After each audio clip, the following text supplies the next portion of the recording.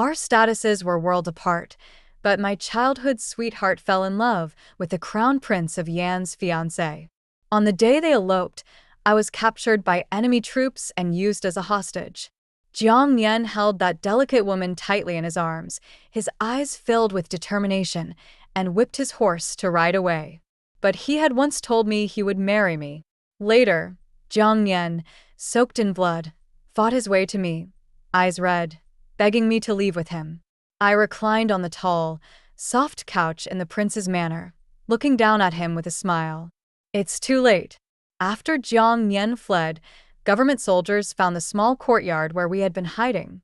They tore down the wooden hut Jiang Yan built and trampled the young seedlings I had planted. Even the peach tree he had transplanted for me, one I had tended carefully for 3 years, which finally bloomed a few sparse flowers this spring, was now crushed into the dirt, its broken branches scattered. When she looked down at me, sneering arrogantly, "Not bad, little thief. First you helped Jiang Yan steal from my granaries every other day to feed those filthy commoners, and now you've even dared to run off with my fiancé." Dressed in white, with jet black hair tied in a jade crown, his peach blossom eyes were full of malicious amusement. "TSK, what a pity.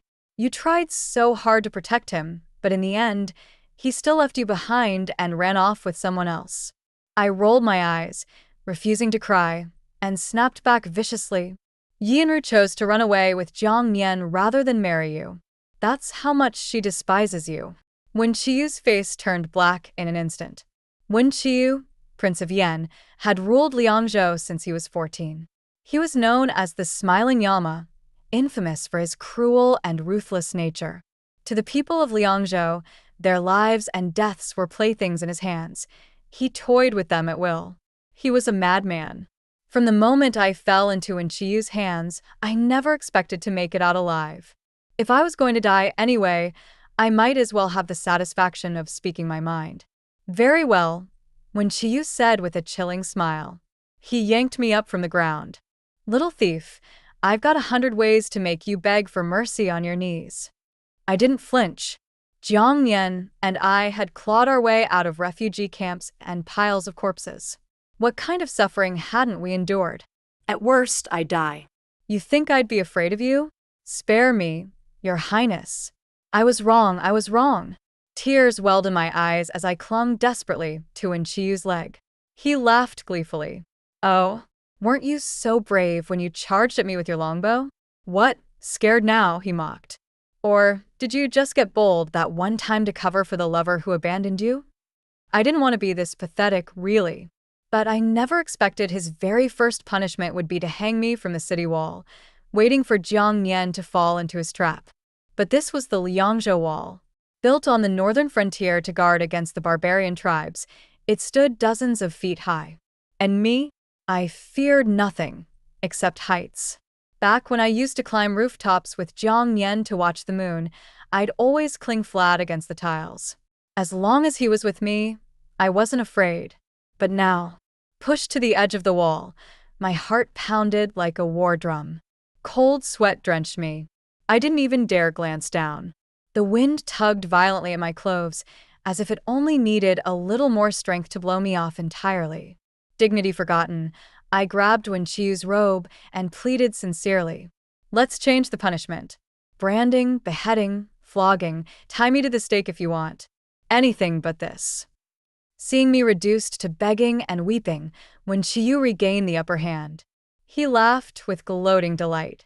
He tapped me distastefully with his fan, like a refined gentleman issuing casual orders. "Take her down. Hang her up." No. I clung to his robe like a drowning person to a lifeline. Maybe I pulled too hard, because with a ripping sound, his robe tore from his body. And that was no small thing. Legend had it that Wen Qiyu's mother was once a famed courtesan, whose beauty bewitched the emperor into a single night of passion, resulting in Wen Qiyu, a royal bastard the court never welcomed. That was why he had been sent far away to desolate Liangzhou at an early age. Wen Qiyu seemed to have inherited his mother's stunning looks, so beautiful it was hard to tell if he was male or female. Stories about his ethereal beauty were as well known as his brutal reputation. But the one thing Wen Qiyu hated most was having his looks commented on. Now, his robe was half off, hanging loosely on his shoulders, revealing a flash of pale, jade-like collarbone and chest. Even the soldiers on the wall couldn't help sneaking a few glances. "You little thief! How dare you?" His face flushed pink, whether from rage or shame. It was impossible to tell. Like peach blossoms covered in frost. "Serves you right." I silently rejoiced at his embarrassment. Still clinging to him, I cried louder, "Spare me, Prince of Yen," while yanking even harder, using every ounce of my strength. "That'll teach you to dress in flowing white and parade around like some noble immortal. Let's see you keep up the act now." The robe slipped all the way to his waist, exposing smooth, firm skin and a slender back. The soldiers didn't dare look, but couldn't help peeking. The whole scene was absurd. Wen Qiyu was always obsessed with appearances, pretending to be some aloof gentleman above the world. He'd never been humiliated like this. He looked like some modest maiden being molested in the street. Furiously, he tried to wrest his robe from my grip, desperate to cover himself, his face twisted with rage. "Why are you all just standing there? Kill her." I was laughing so hard I could barely hold on. Haha, what's wrong? Turns out the mighty Prince of Yan is just a blushing maiden. Can't even stand being looked at, ha ha ha. Wait. Just as the sword was about to fall, Wen Qiyu changed his mind. He was so angry he stammered. "Why, you damn little thief. Just you wait. I'm keeping you alive so I can torture you slowly. Take her away. I'll decide what to do with her later." After starving for 3 days in the dungeon, Wen Qiyu finally came up with a new method to torment me. He brought me to the Tinghua Terrace. To be fair, Wen Qiyu was well aware of the sins he'd committed in Liangzhou. He knew exactly how much people hated him. So, in the heavily guarded Prince of Yan's estate, he had master craftsmen build a moon-viewing tower, even taller than the city walls. Officially, it was for elegantly admiring the moon. In reality, it was a fortress against assassins, people like me and Jiang Nian, and the others who fought beside us. Tinghua Terrace loomed high in the night sky, like a palace suspended in the heavens. Only one suspension bridge led to it, guarded day and night by elite soldiers. It was Wen Qiyu's safest sanctuary. But for me, with a crippling fear of heights, it was a perfect prison with no way out. He had planned it well. On the jade-paved terrace, a few dainty maids surrounded him, waiting on him hand and foot. Wen Qiyu lounged on his high couch, sipping tea with a smug smile. "Well, little thief, what do you think of my little spot?" My legs had already turned to jelly the moment we stepped onto the suspension bridge. I couldn't even glance down without feeling dizzy. I was practically dragged here, feet barely touching the ground. I should have kept my head down. But the moment I thought of those starving refugees in the shanty town and looked at this bastard's decadent, smug face, I just snapped. "You built this with the people's blood and sweat, and now it houses nothing but a useless sack of wine and rice. Disgusting." Wen Qiyu didn't get angry. Instead, he chuckled and nodded. "Tisk, got some fire in you." He waved lazily. "Throw her off." I sobered up instantly. Wait. I was wrong. But Wen Qiyu didn't fall for it this time. Without hesitation, he had me thrown over. Ah. My scream split the night sky. But I didn't die. That bastard Wen Qiyu knew exactly how to torture someone. He had me tied up with a rope before tossing me off so they could pull me back up and throw me off again. Over and over. If I fainted, they'd throw cold water on me and start again. He wouldn't even let me die cleanly. After several rounds, I was utterly broken. Face slack, I begged for mercy. Wen Qiyu grinned like a sly fox. "So, am I still a useless sack of wine and rice?" With the last of my strength, I forced a fawning smile. "Prince of Yen is wise and mighty." Louder. "Prince of Yen is wise and mighty." Louder. "Prince of Yen is wise and mighty." Much better. Shout it 500 more times. Shao Dai, keep count. I'm going back to rest. Wen Qiyu stretched lazily and returned to his chambers, his maids swarming around him. I was left behind, seething, yelling, "Prince of Yan is wise and mighty," over and over, locking eyes with the maid Xiao Dai in a ridiculous staring contest. I had no idea how long I shouted before they finally tossed me into a pile of junk and locked me up. I hadn't eaten for days. Even with my resilience, I was beyond exhausted. My throat felt like it was packed with sand. The night was freezing. My wet hair and clothes clung to my skin, and there was nowhere to escape the cold. I crawled slowly to a corner, hugging my knees for warmth. The full moon hung high outside the barred window. Moonlight poured in, covering the ground in pale silver. The moon from Tinghua Terrace looked no different from the one Jiang Nian and I used to watch from our straw hut. My nose stung suddenly. I wondered how Jiang Nian and Yi Yunru were doing now. He promised me he'd always stay by my side, that he'd protect me. He promised he'd marry me. I turned away angrily, burying my head in my arms, refusing to look at the moon anymore. Jiang Nian really couldn't be trusted. Jiang Nian, you liar. I was 5 years old when Jiang Nian found me. Liangzhou was a barren frontier. The land was poor, crops barely grew, and the common people struggled to survive. During famine years, the streets were full of refugees. Officials who had committed crimes in the capital were often exiled here with their families to do hard labor, mostly building the city walls. Once you got here, life was cheap. Under the scorching sun and the lash of the whip, laborers dropped like flies, leaving behind countless orphans. I didn't know who my parents were. Probably just a pair of nameless corpses among the dead. Jiang Nian once told me that when he found me, I had a raging fever and was barely hanging on. He carried me back to the refugee shelters and nursed me until I slowly recovered. When I woke up, I couldn't remember my name. All I saw was a young boy, gently trying to get me to drink water. His delicate face was so close to mine. When he saw I was awake, he broke into a bright smile, his eyes sparkling like stars. That's my very first memory. The first person I ever saw in this world was Jiang Nian. And from that moment on, that sunshine-drenched, smiling boy was planted firmly in my heart. He even gave me a name, Ollie. Jiang Nian wasn't exactly reliable back then. He took me to dig sweet potatoes from someone's farm, and we ended up being chased for miles by the farmer's dog. He picked bright red mulberries for me, only for me to have diarrhea for days after eating them. When the refugee shelter got too noisy for me to sleep, he built me a lovely little wooden hut. It collapsed in the middle of the night from the wind. He got knocked awake, and I got knocked unconscious. The next morning, he rubbed the bump on my head while sporting one of his own, looking terribly guilty. When he was being more sensible, he'd take me to gather firewood to sell in town or catch pretty crickets for rich kids. Most days, we barely earned enough for half a flatbread or a few copper coins. If we could go to bed half full, that was already a blessing.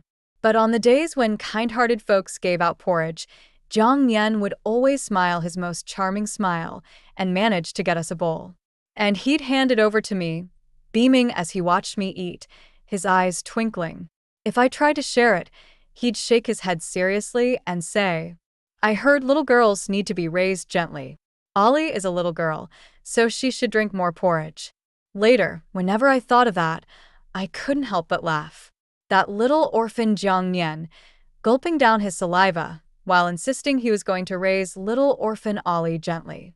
On the nights when we had porridge, I always slept peacefully and content. But most nights, we went to sleep hungry. So Jiang Nian would recite nursery rhymes to distract me from the hunger. He'd gently pat my back, gaze up at the moonlight streaming through the leaks in our hut, and sing softly. Big round moon, second month moon. Brother wakes to weave some bamboo. Sister-in-law rises to sew shoe soles. Grandma steams glutinous rice at dawn. Glutinous rice smells warm and sweet. Beat the drums and welcome the youngest one home. Little baby, don't you cry. Tomorrow you'll have sticky rice. Peaceful years, a safe and kind world. Every home with full bellies. Every house with glutinous rice. Jiang Nian once told me he wished everyone could live in a peaceful world. That every home would be like the song, safe, warm, and full of love. That's why he loved this rhyme so much. The images in the song were so beautiful, I love them too. Whenever Jiang Nian recited it a few times, I'd fall asleep, drooling, smiling sweetly. Time passed gently in that nursery rhyme, and we grew up leaning on each other. I once believed Jiang Nian and I would always be together. But then Yi Yinru appeared. Yi Yinru was a noble lady from the capital, delicate and dainty, with skin like snow. Her silk gown hugged her slender waist, and her embroidered shoes patted softly with every graceful step. At the time, Jiang Nian was already hailed as a local hero in Liangzhou, handsome and upright, with sun-kissed skin that made him look tall and spirited in the sunlight. The two of them standing together, no matter how you looked at it, they looked perfect. I looked down at myself. Same rugged short boots as Jiang Nian. Same traveler's outfit. Same sun-brown skin. No matter how I looked at it, we looked more like brothers. Yi Yinru had been sent to Liangzhou by her father, a high-ranking official from the capital. Caught in the power struggle over the crown prince's position, the Yi family had backed the wrong faction. In an attempt to preserve his family's safety, Lord Yi betrothed his daughter to Prince Yen, Wenqiu, a man with no real influence in court. Lord Ye's plan was one of retreat. If the political tides turned against them, at least the family could fall back to Liangzhou and live out their days in peace. But on the way, Yi Yinru's convoy was ambushed by the Beiqiang tribes. We happened to rescue them by chance. When we learned who she was, some of our companions suggested using her as leverage against Wenqiu. But Jiang Nian refused. He insisted she ride our horse, stay in our tent, and travel with us for 2 days until we got her safely to the local relay station.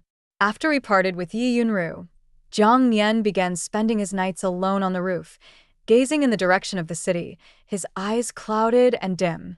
I would lie beside him, watching quietly. He didn't drink with me. He didn't joke or share stories anymore. He didn't ruffle my hair like before. He started playing the Chong flute instead. Under the moonlight, its notes were soft, cold, and distant, so cold they made my knees ache. I hated the sound and grumbled for him to stop. He lowered the flute in a daze, then just kept staring off at the city in silence. I looked at Jiang Nian's profile. His eyes, once always bright and full of life, were now quiet, filled with a tenderness and sorrow I'd never seen before. It felt like something invisible had wrapped around my chest, tightening and tightening, until I couldn't breathe. This wasn't the Jiang Nian I knew. When he first rescued Yi Yinru and grinned like a fool, asking her, "Miss, are you hurt?" I already felt that something was off. The whole world started to feel unfamiliar. A heaviness lodged itself in my chest. I turned away. For the first time, Jiang Nian and I sat side by side in silence. The moonlight was bright, the night sky still and soundless.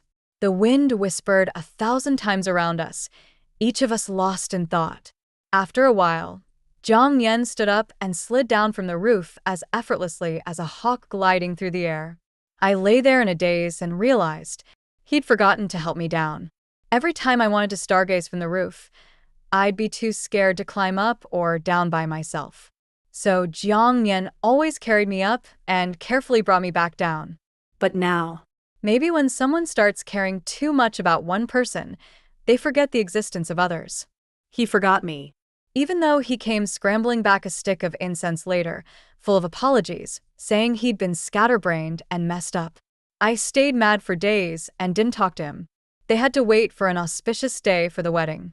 So before Yi Yinru moved into Prince Yan's palace, she stayed at the relay station for some time. During that period, Jiang Nian would sometimes sneak over the wall to visit her. I didn't know what kind of emotional struggle the two of them went through, but 3 days ago, they decided to run away together. It was Jiang Nian's personal decision. He didn't want to drag anyone else down with him, so he went alone to help Yi Yinru escape. I secretly followed him, just in time to see Wenqiu drawing his bow behind them.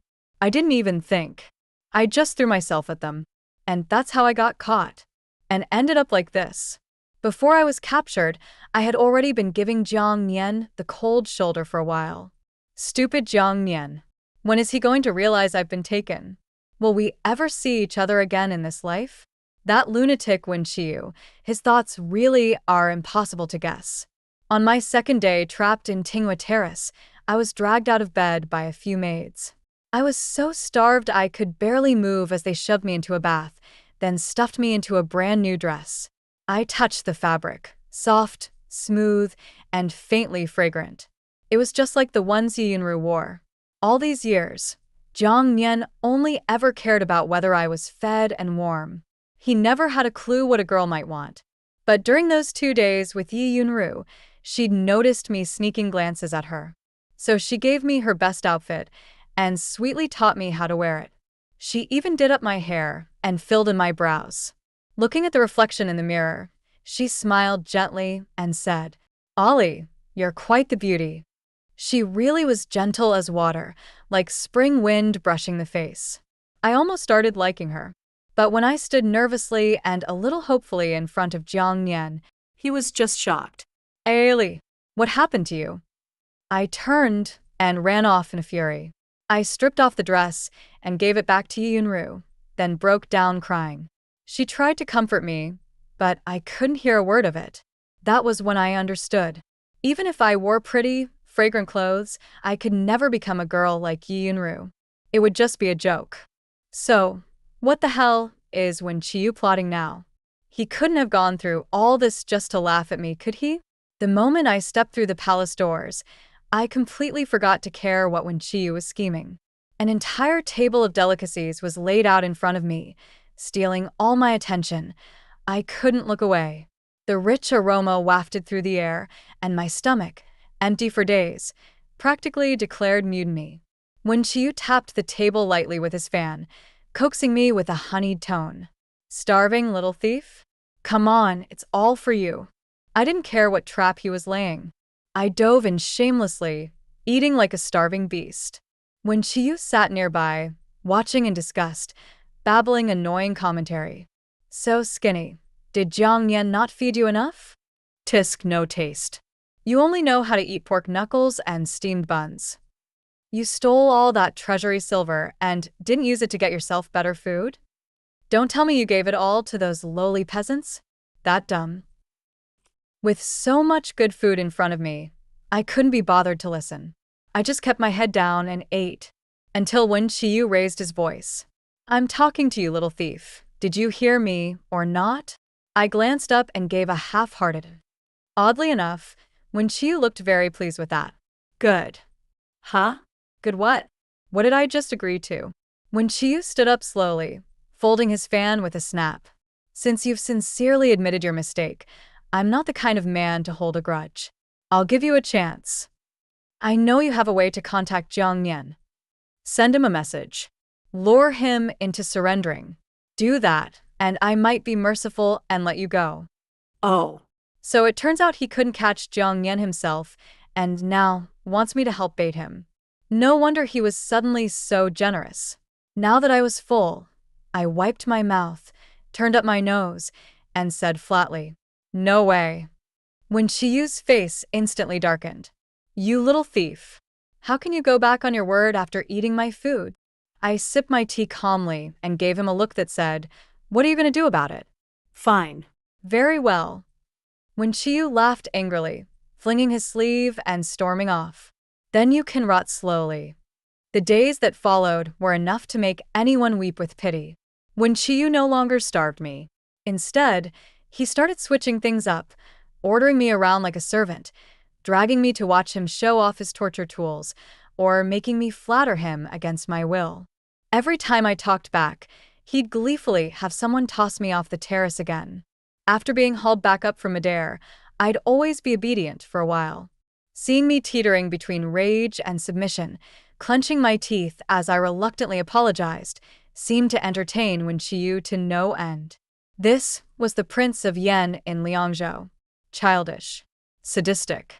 No wonder the people of Liangzhou lived in misery. I was on the brink of losing my mind. It's not like I didn't try to kill him, but I hadn't expected Wen-Chiu to be more than just a pretty face. Even without his guards, he wasn't someone I could hurt. After another failed sneak attack, I ended up begging for mercy again. When Chiyu pinched the back of my neck and said with great amusement, "Such a pretty, amusing little toy. Why did Jiang Yan choose boring old Yunru instead of you?" I couldn't beat him. If I mouthed off, I'd get tossed off the tower. I was like a mouse caught under a cat's paw, played with however he pleased. I took a deep breath and chanted silently to myself, "A broad heart weathers sharp words. Let the wind pass, and it will be gone." I endured. That's something Jiang Yan taught me. I've always had a temper. Jiang Yan used to tell me, "Integrity's a luxury. Getting yelled at doesn't cost you flesh, Ollie. Be good. Curse them in your heart if you must." For kids like us, insults and hunger were just part of life. To survive, Jiang Yan taught me early on how to be adaptable. So I lowered my head and said meekly, "You're right, everything you said is right." Seeing I didn't take the bait, when Chiyu raised a brow and changed tactics, he started mocking Jiang Yan instead. "What do you even like about him? Still protecting him after all this?" "Jiang Yan? He's weak. Useless in a fight. Drowning in romance, chasing new love, no better than those crusty old nobles in the capital. All that talk about bringing peace to Liangzhou, but the moment he gains a shred of influence, he starts chasing noble women." He paused mid-step, frowning at me. "Little thief, what's with that look? Not happy?" When Chiyu snorted and went on, "Why else would he leave you here? Either he's too weak to save you, or he's heartless. Ran off with Yi Yunru and left you behind. That did it. That struck a nerve." Clang. Fury surged through me. My anger boiled over, and I flipped the entire table. "What the hell do you know about us? Jiang Yan saved my life. Jiang Yan raised me. Jiang Yan is amazing, his martial arts are great, his character is great, and he treats me great. He's 1,000 times better than scum like you, who only knows how to torture people." I sucked in a shaky breath, pushing down the tight ache in my chest. "He just doesn't like me, that's all. Jiang Yan likes Yinru. So, what if he risked everything for the girl he loves? What's wrong with that?" I glared at Wen Chiyu, bracing myself for the inevitable order to have me thrown off again. But surprisingly, he just stood there, stunned. For once, he didn't flare up in rage. He didn't say a word. He just stared at me, frozen. After a long pause, he finally knelt slightly and reached out, and pinched my earlobe. The icy brush of his fingertips made me shiver. I jerked back, startled and creeped out. When Chiyu's hand hovered in the air, he looked at me with lowered eyes, his expression complicated. His long lashes cast deep shadows over his eyes, making them dark, unreadable, full of emotions I couldn't decipher. I stared at him, wide-eyed. And then, out of nowhere, he muttered, "You silly girl," got up hastily, and strode away, leaving me there in total confusion. That's it? He ran out of insults? Whatever scheme Wen Chiyu was plotting, I stopped caring the moment I stepped into the lavishly decorated side hall that night. There was a table full of exquisite pastries and hot tea, as if he were preparing to welcome some noble guest. The pastries were beautiful, soft, snow-white, and melted the moment they touched the tongue. There was some kind of fruit filling inside, fragrant and sweet. I licked my lips, grabbed a handkerchief, and carefully wrapped a few pieces of each type, tucking them into my clothes. Jiang Yan had probably never tasted pastries like these. What if he really did come to rescue me? Then I could give him some to try. Clutching the pastries, I lay back on the bed and started thinking about Jiang Yan again. He was an orphan. His mother died right after giving birth to him in a refugee shelter. Back then, life in Liangzhou was slightly more bearable. Kind-hearted people would save a bite of food here and there, and that was how Jiang Yan grew up, wedged between gaps in the crowd. Jiang Yan always said he'd received so much kindness from the poor. But before he could repay them, those people had already been forced to flee farther away or had died of hunger and cold. So whenever he saw someone in need, Jiang Yan would help. Even those prisoners doing hard labor by the city walls, he would secretly bring them water. He used to say that not all prisoners were bad people. Some had simply fallen from favor in the treacherous court politics and been exiled. Among them were brilliant minds, people who taught us to read and write, to fight, and who told us about court intrigues, military strategy, and geography. Jiang Nian was sharp. He picked things up fast, understood them at a glance. Some prisoners would even forget their own misfortune for a moment and sigh, a rare talent in a troubled world, stroking their beards with shackled hands, eager to take Jiang Nian as a disciple. I'd listen with pride swelling in my chest. I always knew Jiang Nian was the smartest, but I also knew Jiang Nian could never truly become that rare savior of the world. He was too soft-hearted, and soft hearts carry burdens. If he had only looked after us, just the two of us, we would have been able to live in relative comfort once we were older. But Jiang Nian couldn't abandon the starving people of Liangzhou. We remained poor because every coin we earned went to help the refugees. He'd scratch his head and apologize to me, always sheepish. "Ollie, let's wait till next month to fix that window, all right? They just levied another tax, and a few families don't even have a grain of food left. I can't just watch them starve. I'll give you all the blankets tonight, it won't be cold." "Ollie, I patched up the broken basket. It'll last another month. A new one next month, okay? North Street got hit by bandits. I need to bring them some warm clothes." "Ollie, how about we get the sugar pancake after we get paid next month? Aunt Zhang needs medicine soon, but next month wouldn't be my birthday anymore." And months turn into years. To this day, all I know is that the sugar pancakes from Liang's bakery had golden crispy shells, dusted with sesame seeds, and smelled amazing when they came out of the oven. But I've never known what it tastes like when you actually take a bite. There were simply too many poor folks in Liangzhou, too many people clinging to life on the edge of death. Every single crisis felt more urgent than a little girl's craving for sweets. But that was fine. As long as I had Jiang Nian, Ollie could go without sugar pancakes. As long as we were together, life could have continued like that, hard but bearable. Then came the imperial edict that brought disaster, Wenqiu. After that, harsh officials spread like wildfire, and taxes kept rising. Wenqiu didn't care whether people lived or died.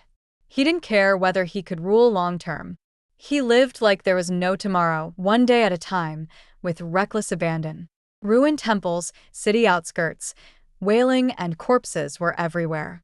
When Jiang Yan could only stand by helplessly as life after life slipped away before his eyes, the boy once hailed as a rare talent became a thief. He broke into silver vaults. He stole government rations. He handed them out to the starving. We became fugitives, constantly on the run, never knowing where we'd end up next. But more and more people started joining us. The Beiqiang bandits raided and slaughtered the unprotected. Noble families had private armies to defend them. Only the commoners were left to die. Jiang Nian led small, clever raids, turning the tide against stronger foes time and again to protect the people. Little by little, he became a hero in the eyes of the masses. He had no grand ambitions. He didn't seek bloodshed. All he ever wanted was for the people to be safe and warm. Meanwhile, Wenqiu did nothing but enjoy life. As long as Jiang Nian kept the bandits at bay, Wenqiu was happy to look the other way. They maintained that fragile balance. But now that Jiang Nian had run off with Wenqiu's fiancée, that balance was broken. Lying in a soft bed after years of sleeping on straw, I still couldn't fall asleep. Would Jiang Nian make it out alive? Would he get hurt? Would Yi Yunru change her mind, decide she didn't want to live a life on the run? Jiang Nian, you really screwed up this time. What are you going to do? After that night, Wenqiu stopped interrogating me about Jiang Nian's whereabouts. Instead, he started asking, casually like it was nothing about our past. I was wary, afraid of slipping up, so I only gave him trivial stories to brush him off. But I noticed that every time, he listened intently. What was even stranger was that the once terrifying rooftop terrace was now fenced in with tall railings. Ruined the view, but felt a lot safer. And then came the jewelry, the silk dresses, the endless stream of fine food and gifts. When I was too dazzled to speak, Wenqiu would sneak glances at my expression and stammer softly, "Do you like it? Is it better than what Jiang Nian gave you? If I said yes, he couldn't stop himself from smiling like a fool. When he found out that Jiang Nian had given me my name, he scoffed in disdain, frowning as he muttered, "What a shabby name. Doesn't even come with a surname. Ollie Ollie sounds no different than a stray cat or dog." I had to chant "Don't get angry" a dozen times in my head to stop myself from yelling at him.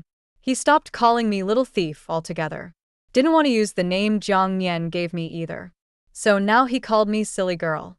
His tone was soft, unsettlingly gentle, almost indulgent. All of it made my skin crawl. Could it be when she likes me? That night, I stared at myself in the mirror, baffled. Sure, after being kept here for a while, my skin had gotten a little paler. My features were more defined. Even that tiny red birthmark on my earlobe looked more vibrant than before. But still, I couldn't possibly have that kind of allure, right? And besides, if Wen Qiu spent even half as much time looking at his own reflection, how could he possibly be interested in anyone else? Just as I was lost in thought, I heard a noise at the window. I bolted upright, and before I could react, a shadow pounced down on me. I kneed him hard in the ribs. He grunted in pain but didn't stop. He grabbed my wrists and pinned me in place with practiced ease. He pulled me into his arms. His breath was hot on my ear, slurred with wine, low and threatening. "Don't move. Struggle again, and it won't just be a hug." I froze instantly. It was Wen Qiu. He was drunk, his face and palms burning hot. He mumbled something, words slurring like sleep talk. I had to listen closely a few times before I caught it. "I'm sorry, it was my fault. I shouldn't have turned you away." Turn me away? Wen Qiu must have mistaken me for someone else. Must have thought I was some long-lost lover. And judging by what he said, she was probably the one who made the first move. If he mistook me for her and decided to rekindle something, I'd be doomed. I immediately shrank under him, curling up like a frightened quail, not daring to move a muscle. I had planned to shove Wen Qiu off once he fell asleep. But he kept murmuring softly, "I'm sorry, stay with me for a while." His voice was as gentle as a lullaby, and the faint scent of wine clinging to him was intoxicating. Before I knew it, I drifted off to sleep. When I opened my eyes the next morning, I found myself staring into a pair of eyes. Wen Qiu was lying beside me, fully dressed, propping his head up with one hand, gazing at me with a strange softness in his eyes. When he saw I was awake, he immediately sat up straight, looking slightly flustered, the tips of his ears tinged red. "Ahem, silly girl, let's make a deal. I suddenly realized you look a lot like someone I used to know. When I look at you, I feel pleased. So, if you're willing to stay and keep me company, I'll let Jiang Nian go. I'll even let him be with Yi Yunru." Wen Qiu quickly stole a glance at me. "Well, do you agree or not?" I stared at him, wide-eyed. Was it that my face resembled some childhood sweetheart? Or maybe a long-lost first love? Could it really carry enough weight to make Wen Qiu back down this far? These past days, I'd been worrying about Jiang Nian day and night. Just last night, I dreamt of him being pierced by countless arrows while fleeing from Wen Qiu's soldiers. I woke up terrified. Now, Wen Qiu was offering to spare them. I took a deep breath, bracing myself. Fine. I'll feed myself to the tiger, if that's what it takes. All right, I agree. But I want to add some conditions. Over the next cup of tea, I fully exercised the street-honed bargaining skills I'd learned growing up, hammering out a deal with Wen Qiu. First, no more hunting Jiang Nian down. Second, on the 1st and 15th of every month, you must distribute food to the refugee shelters. Third, you're only allowed to treat me like a portrait, something to look at and feel nostalgic about. You're not allowed to touch me. Otherwise, I'll ruin this face myself. I glared at him, feigning fierceness, making a chopping motion across my face with my hand. Wen Qiu gave me a long, unreadable look. "Silly girl, you sure have a lot of thoughts." My face immediately burned with embarrassment. I was about to argue, but he held up a hand. "All right, I'll agree to your terms." My mood lifted instantly. Great. It's the 15th today. Let's go hand out food to the refugees." I couldn't be blamed for being so eager. Jiang Mian had his hands full, and I'd been trapped here. The refugee camps likely hadn't received any aid in a long while. They were probably starving by now. I was in a hurry. Wen Qiu, however, was not. He insisted on dressing up before leaving. I was pinned down by a bunch of maids for nearly a stick of incense's time while they fussed over me. When I finally stepped out and saw Wen Qiu, I almost didn't recognize him. He was dressed in a plain soldier's outfit, cloth shoes and all, his face darkened with powder. But when he looked at me, he burst into laughter, a soft, elegant smile that still carried a trace of that familiar arrogance in the curve of his lips and eyes. That's when I noticed I was dressed exactly like him. "Come here," Wen Qiu said with a grin, beckoning me over. He really didn't care about his image, huh? Half-dazed, I followed him through the secret passage beneath Tingyue Terrace, mingling with a group of low-ranking soldiers. Before I knew it, we'd reached the East City Wall. The refugee shelters lay at the base of the eastern wall.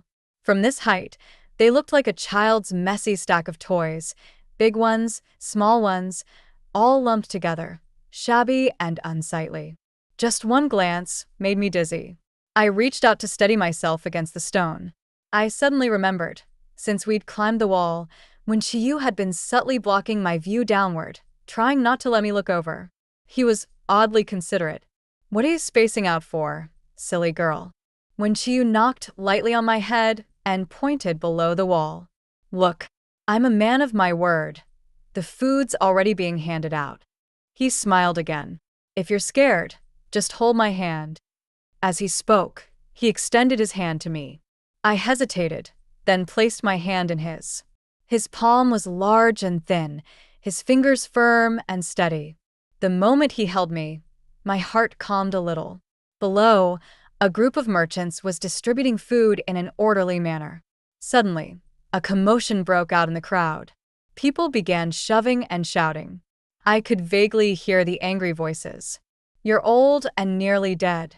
What's wrong with giving me half? Quit glaring. My little sister's on her last breath. This won't save her either.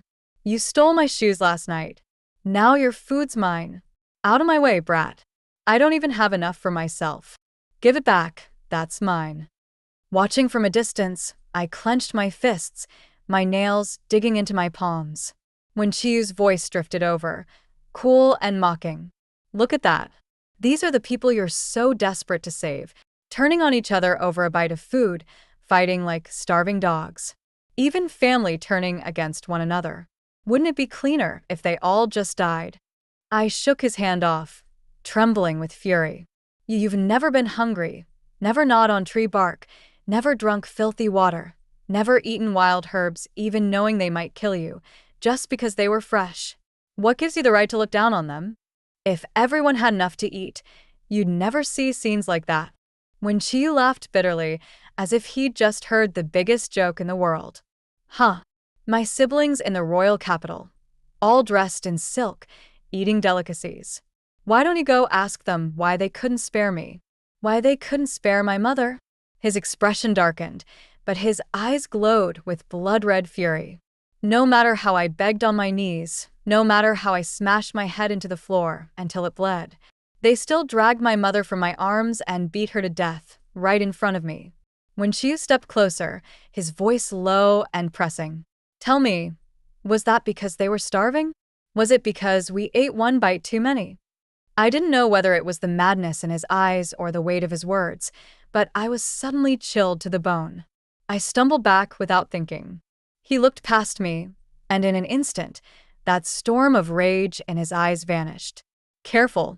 My back slammed hard into the edge of the city wall. My foot slipped, and I started to fall.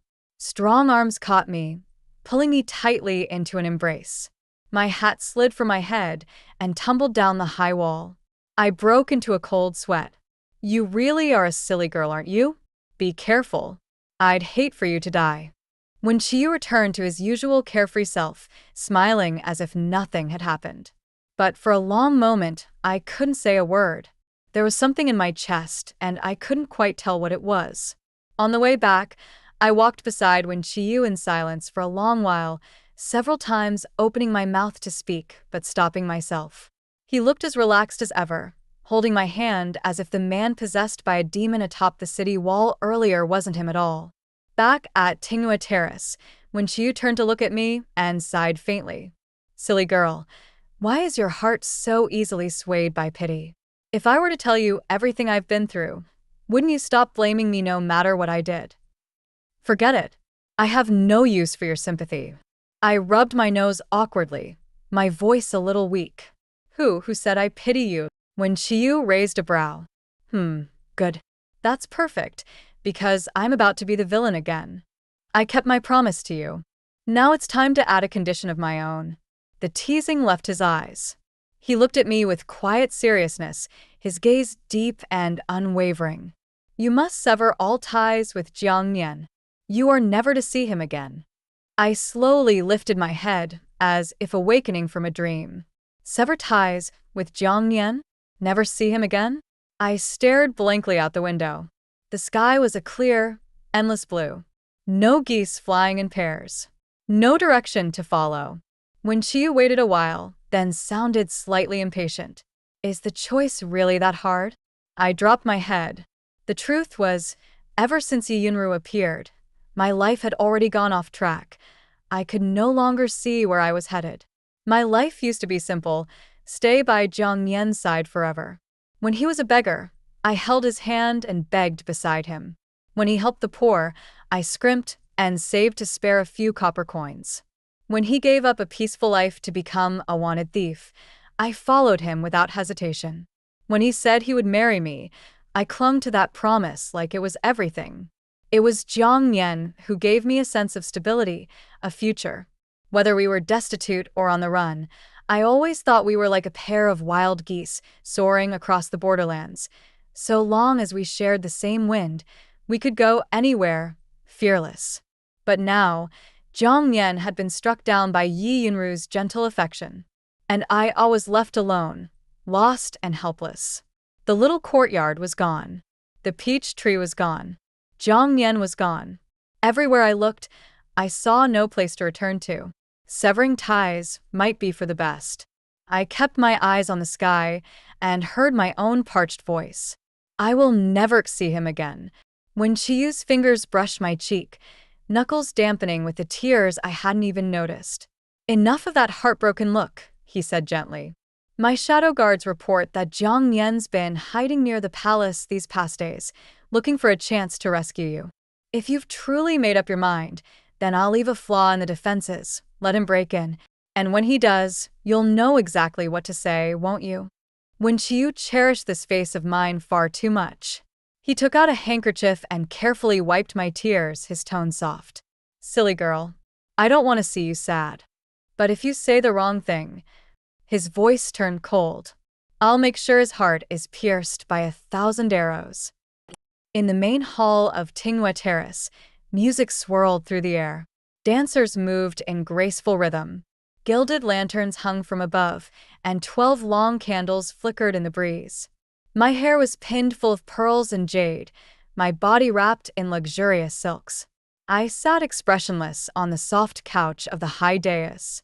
From outside, the clash of swords and fighting had already reached my ears. I raised a cup. Unfamiliar wine slid down my throat, cold at first, then burning as it reached my stomach. At last, with a deafening crash, the grand doors were thrown open. A gust of wind rushed in, thick with the smell of blood. Ah, Ali. Come to me. That familiar voice. It felt like a lifetime had passed. Jiang Nian stood there, sword in one hand, reaching toward me with the other. He was covered in blood, dirt smeared across his face, but his eyes, those eyes were just as bright as ever, filled with worry and pain I knew all too well. Since childhood, whenever I was hurt or sick, I would see that exact same look in his eyes. I used to tease him for it. It's just a scratch, I'd laugh. Why act like I'm dying? It had never been this long since I'd seen Jiang Nian. Seeing him again, I almost lost it. I nearly leapt into his arms, crying. But reason pulled me back, just in time. I downed the wine in my cup and hurled the copper goblet at him. It struck his forehead, splitting the skin. Didn't you leave me behind? What are you doing here? Blood streamed into Jiang Yan's eyes. He blinked hard, stunned as he stared at me. I'll tell you, I'm doing great. A blessing in disguise. The Prince of Yen adores me, feeds me delicacies, dresses me in finery, I said coldly, proudly. Compared to life now, I finally realize how much suffering you put me through back then. Only now did he truly see my ornate clothes, my elevated seat, the signs of privilege. Jiang Yan couldn't process it. He looked lost. Ali, you used to hate Wen Qiyu the most. What is this? Wen Qiyu stepped out at that moment, speaking gently as he cut in. What do you mean, young hero Jiang? Ali and I are deeply in love. Jiang Yan looked at me in disbelief. Ali, are you really going to be with him? Yes. Jiang Yan's body swayed. He raised his sword in fury, pointing it at Wen Qiyu. Wen Qiyu. I was the one who took Yunru. If you have a problem, take it out on me. Why drag Ali into this? What do you take her for? Wen Qiyu looked into my eyes as if I were the most precious thing in the world. His voice was clear and steady. I see her as a treasure of the mortal world, a moon among the stars. I would never wrong her.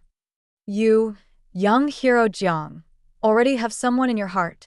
Isn't it time you stopped being so greedy? There was a warning in that last line. Jiang Yan frowned, his eyes flicking back and forth between Wen Qiyu and me, as if trying to gauge the truth in our words. Suddenly, his sword shifted direction, pointing straight at me. I stood frozen, staring at the approaching blade, forgetting to dodge. My body moved on instinct alone. I shut my eyes. But the expected pain never came. Instead, a faint, elegant scent brushed past my nose. I opened my eyes to see Wen Qiyu's face, beaded with sweat from the pain. He wore a sly smile and whispered, "Silly girl, now I've saved you too." Jiang Yan had an aim to kill. The blade merely left a shallow cut on Wen Qiyu's moon-white robe, blooming slowly into a red flower of blood. I shot up and threw my arms around Wen Qiyu, looking up at him with tearful eyes. His body tensed slightly.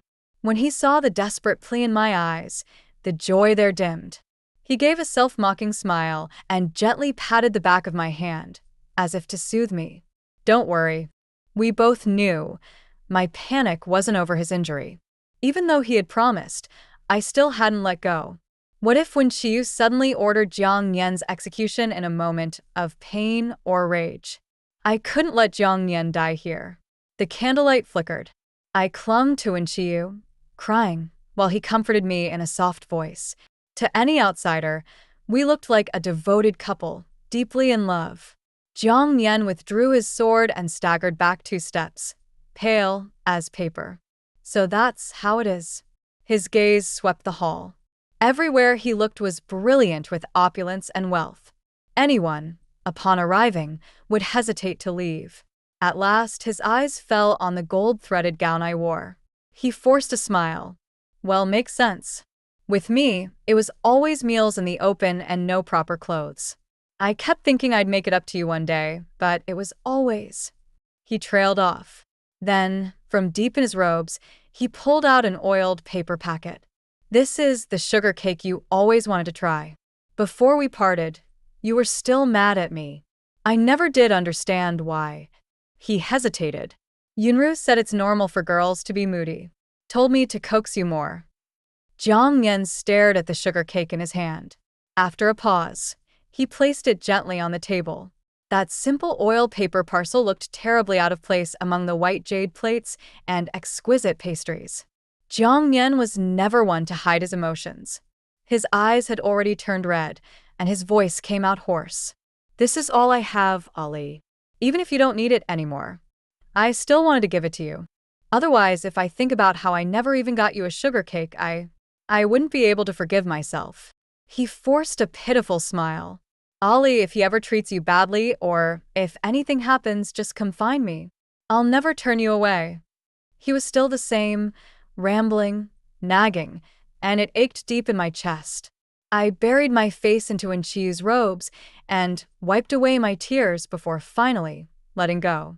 Then I walked toward Jiang Nian, step by step, expressionless. I picked up the sugar cake and shoved it back at him. Such crude street food. Keep it for yourself. I have a home now. I won't think of you again. Don't bother trying to disrupt my life. From this day forward, we're done. We will never meet again. Jiang Nian stared at me for a long time.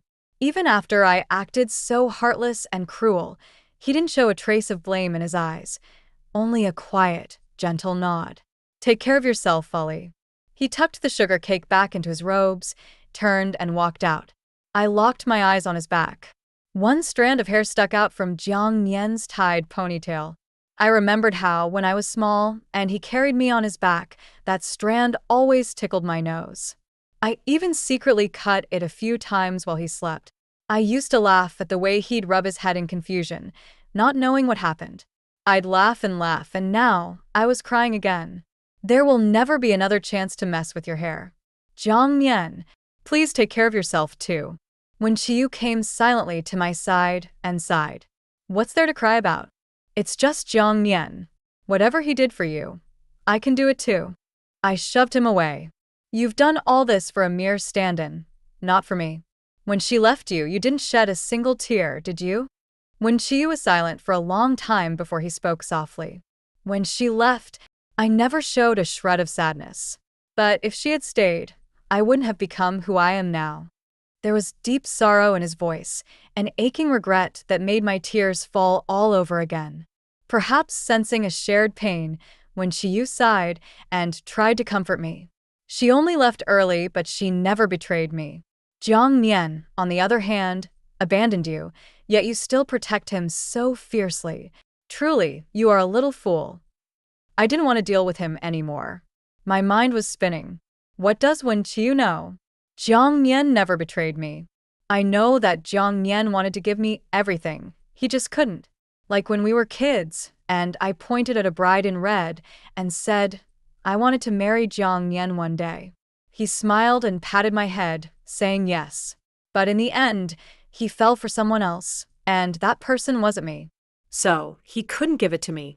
A childhood promise he had long forgotten, yet I treated it like treasure, hiding it in my heart and whispering it to myself over and over again. I knew it all along. My Jiang Nian, born in poverty, yet with a heart that held the world. All he ever wanted was to cleanse the filth from this world, to shine light into its darkest corners, and to protect every shivering, starving soul. He suffered and grieved for the common people, while nobles wore brocade and feasted. Ali. Li. My name, Li, was never just a name. It was for the people, the common folk. And I was merely one of the many he had illuminated by chance. After I severed all ties with Jiang Nian, Wenqiu kept his word and fulfilled every promise he made. Jiang Nian and our companions were granted amnesty. They were given the honorary title of city guard, though not formally registered in the military. They still followed Jiang Nian's command. No more running or hiding. They were even issued weapons and armor and received monthly stipends. Everyone was overjoyed. Over in the imperial capital, the Yi family narrowly escaped disaster. With the crisis averted, they no longer cared about using Yi Yunru as a political pawn. So, when Wenqiu bestowed her in marriage to General Huaiyuan, Jiang Nian, legitimizing their union. People praised them as a perfect match, talented man, beautiful woman, a heavenly pairing. Good for them. Everyone I knew was finally living well. Too bad I could no longer be among them, could no longer hear their laughter with my own ears or see their joy with my own eyes. Watching from afar, it all felt a bit unreal. Miss, His Highness is still waiting for you, Xiao Dai softly reminded me from behind. She'd been assigned as my personal maid. These days, I could only hear about old acquaintances through her. According to Xiao Dai, Wenqiu had spun a grand tale for them. He said Miss A. Li had stormed into the prince's manor alone, boldly denouncing the prince of Yan's cruelty. Her words struck him like thunder, awakening his conscience, And from then on he fell in love with her, hence the pardons and mercy. Supposedly, that boy named Ah Chuan beside Jiang Nian even sighed in awe. Who'd have thought a fierce girl like Ali would make such a good negotiator? Xiao Dai tried to comfort me. Miss, they all still think well of you. I'd grown up wild and unrestrained, but being suddenly confined in this walled estate had dulled my spirit. I was quieter, more withdrawn. Even when hearing such stories, I barely reacted. That boy Ah Chuan, ever since Jiang Nian saved him, he'd clung to him like a shadow, calling him Big Brother Jiang and taking my place. I used to beat him up all the time when we were kids. No wonder he thought I was rough. I just wondered what Jiang Nian's face looked like when he heard that story. Let's go, I said, calling Xiao Dai as I left to see Wen Qiyu. To be fair, Wen Qiyu treated me quite well. Though he publicly claimed he'd taken me as his princess and spoke flippantly, he was always proper in behavior. Not once had he crossed the line. Because I was afraid of heights, he moved from the Moonview Pavilion to the manor without a word of complaint, even if it meant less security. Everything in my residence, from the bed to the teacups, had been handpicked by him. Every day, he dragged me along to drink wine, admire flowers, play chess, ride horses, or throw pitchpots. But what he loved most was pestering me to make him little trinkets by hand. I wasn't particularly skilled. My pastries never held their shape, and my sewing was all crooked. Yet Wen Qiyu was always delighted, holding my clumsy creations like treasures, beaming with joy.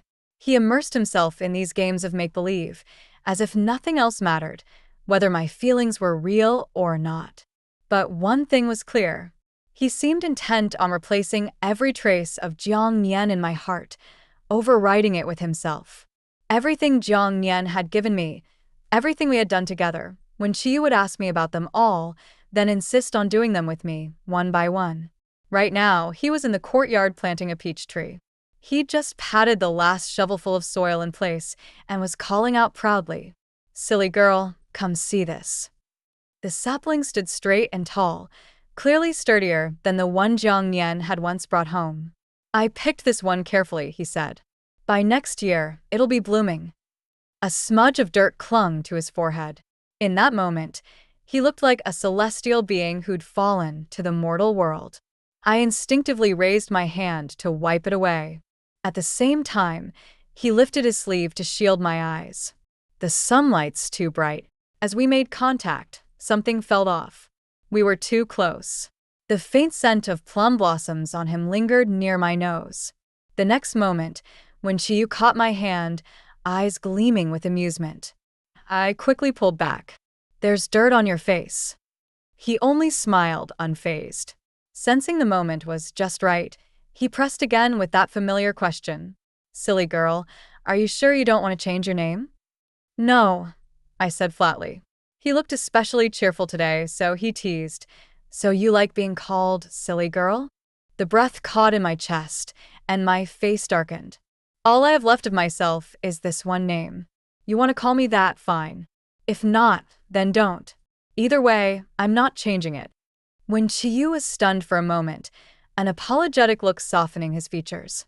Then, in a gentler tone than I'd ever heard, he said for the first time, "Ali." It sounded like both an apology and a compromise. Sunlight streamed through the branches, scattering golden patches across his shoulders. At that moment, he looked like the gentlest gentleman alive, nothing like the jade-faced Yama people feared. I almost forgot what a bastard he could be. And yet, I was confused. I was just a stand-in, wasn't I? Shouldn't Wen Qiyu want me to mimic his white moonlight? So why did he care so much about my past? That night, as I sat by the window trimming the candlewick, listening to the steady drizzle outside, I finally couldn't help but ask Wen Qiyu. He gently blew the thin skins off the pine nuts he was shelling and handed one to me. "Aaliyah's just fine the way she is," he said. "There's no need for you to pretend to be anyone else.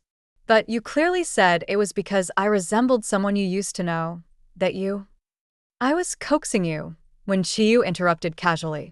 What? "I said you looked like an old acquaintance just to ease you into it. From the very start, the one I liked has always been you, Ali." I was annoyed. I'm seriously asking you a question. Stop making things up. He raised his brows in surprise. I've done all this, and you haven't noticed even the slightest hint of my feelings? If I didn't want you to like me, what other reason would I have for doing any of this? In the flickering candlelight, Wen Qiu actually looked a bit dejected. And he didn't seem to be joking at all. He was serious. The realization made my skin crawl. I will never like you. Wen Qiu straightened up, jaw tight, voice taut with frustration. Why? What have I done that's any worse than Jiang Nian? This has nothing to do with him. Outside, the rain grew heavier, cloaking the courtyard in a curtain of silver. The sound of its striking stone tiles rang out like scattered beads, and when the wind blew, the fine mist cooled my cheeks. It wasn't cold, just enough to clear the mind. Staring into the dark beyond the rain, I said quietly, I'll tell you why. You always want me to sit and watch the rain, admire flowers, sip tea, play drinking games, talk about romance and beauty, but there are 1,000 ways to pass the time in this world. And you laugh at me for only knowing how to look at the moon. That's because the moon was all we ever had. A rainstorm, a snowfall. For someone like you, who lives in palatial halls with food and fire, it's scenery, leisure. But for people like us, rain and snow mean hardship. They mean it's harder to walk, harder to survive. In Liangzhou, no matter how hard a scholar studies, he still won't earn any respect. No matter how hard a laborer works, coughing up blood, he still can't fill his family's bellies. And no matter how clever a poor girl is, in the end, she'll still have to use her body to serve others. I looked straight at Wen Qiu. I can't control what happens in the world. But here in Liangzhou, most of this suffering is caused by your corrupt officials and oppressive taxes. Each word squeezed through my teeth. You tell me, how could I possibly like you? Wen Qiu looked as if he were hearing about the suffering of the common people for the first time. His expression was unreadable. He was silent for a long while. At last, he spoke softly. It's my fault. I didn't know it was like this. After a long pause, he added, But Ali, when I first came to Liangzhou, I was still very young. A certain 7th-rank civil officer volunteered to assist me. He took over all the affairs of the city. I truly knew nothing. You probably know him too, He Jianbo. Last winter, your people assassinated him in the street. He Jianbo? I vaguely remembered that incident. I asked, half dubious. That bald, fat old man? Wen Qiu nodded. That's him. Now that he mentioned it, Wen Qiu rarely showed himself in public. All city affairs had indeed passed through He Jianbo. We'd simply assumed he was acting on Wen Qiu's orders. But Wen Qiu was only 14 back then. Could it be he really had been kept in the dark? Wen Qiu frowned. Now that I think of it, He Jianbo spent most of his life stuck at the 7th rank in the capital. He probably thought I was young and easy to manipulate, so he volunteered to come to Liangzhou and act like a little tyrant. His expression turned remorseful. I was wrong, to trust the wrong people and to be ignorant of the people suffering. But the problems in Liangzhou weren't caused by me alone, and they're not something I can fix overnight. I narrowed my eyes. If the internal affairs of Liangzhou are difficult to fix, what about the northern Chang raiders? Why let them pillage the people unchecked? Ali, they call this a fief, but it's really just a place I've been exiled to. The northern Chang are a small tribe. They only have the power to harass Liangzhou, not threaten the empire. My imperial father, why would he allocate me soldiers to defend the city walls? Wen Qiu's lips curled in self-mockery. Liangzhou and I are both things he's discarded. He's content to let us rot. Ali, my mother died early. Everyone else just wants me gone. No one ever taught me how to be a proper ruler. But you've stayed. Will you help me just a little? I watched him cautiously. By candlelight, his eyes shimmered like fragile glass, full of hope. He wasn't the villain I had thought. For some reason, I felt myself exhale in relief. Even a bit of unexpected comfort. All right, I said quietly. If you truly want to change Liangzhou, I'll stay and help you. After that rainy night when we both laid our hearts bare, Wen Qiu truly became diligent. He began studying how to care for the people and understand their needs. Many nights, he remained at his desk long after midnight, poring over documents. He frowned as he flipped through previously issued decrees, marking and annotating them. Ali, I've thought it through. Just handing out food isn't a permanent solution. I've got a plan that can help them become self-sufficient, no longer struggling to fill their bellies. He spread out the records, pointing to various entries as he explained his ideas, his eyes glowing with excitement. Did I do well? Looking at those policies, each one aimed at easing the burdens of the people, I found it hard to believe. You really plan to implement all this? Ali, trust me. The warm candlelight fell across Wen Qiu's face, outlining features too fine for even the most skilled painter. His gaze was gentle and unwavering. In that moment, I realized when he wasn't doing villainous things, Wen Qiu was actually quite handsome. That year turned out to be a good year for Liangzhou. At the start of spring, Wen Qiu sent men to outer provinces to procure grain seeds best suited to Liangzhou's climate, distributing them to the people and appointing scholars to teach proper farming techniques. In April, when the grain stores ran low, he had people weave Liangzhou's red willow branches into handicrafts, which were then sold in wealthier regions for rice, cloth, and grain, helping the city weather the shortage. In June, a drought struck the northern Chang, and they once again attempted to raid Liangzhou. Jiang Yan led a direct counteroffensive, repelling them completely and lifting morale throughout the city. By September, the harvest came in bountiful. Every household was brimming with grain, and the people rejoiced for 3 full days. When Qiu and I stood side by side atop the city wall, looking down at the joyful scene below. As the wind swept past, the sand at our feet rose into the air. I instinctively flinched. When Qiu stepped to my side to shield me, his voice low and reassuring. Ali, don't worry. I'm here. The subtle plum fragrance on his robes drifted to my nose. Somehow, I had grown used to that scent. Whenever I smelled it, I thought of the quiet, focused way he looked while working under lamplight. And with that, my heart felt more at ease. The people of Liangzhou were like wild grass. Give them just a little sunlight and rain and they would thrive. The city had begun to blossom again. The markets bustled with noise and laughter, and I could hear children's giggles riding the wind to my ears. Years of peace, a life of ease. No home goes hungry. All households dine on sweet grain. So, this is what those old songs meant. I'd spent countless nights listening to Jiang Yan recite that childhood rhyme, dreaming alongside him of this very scene. Now, it had finally come true. But Jiang Yan and I could no longer buy armfuls of sugar cakes and eat ourselves sick in celebration, like we once promised. Since that night we parted, I hadn't seen him again. Only Yunhua had someone send me a letter. Life is short. To let go of old friends over a single moment of stubbornness would be a shame. If Miss A. Lee is willing, everything can return to how it was. Please don't hold a grudge. Jiang Yan was as thick-headed as ever. It had to be Yunhua, clever and perceptive, who saw through it all. I heard their child had been born, a healthy, lovely baby boy named Jiang Qingping. That's good. Let it be. To wish them well from afar is enough. I spent most of my time in the study with Wen Qiu.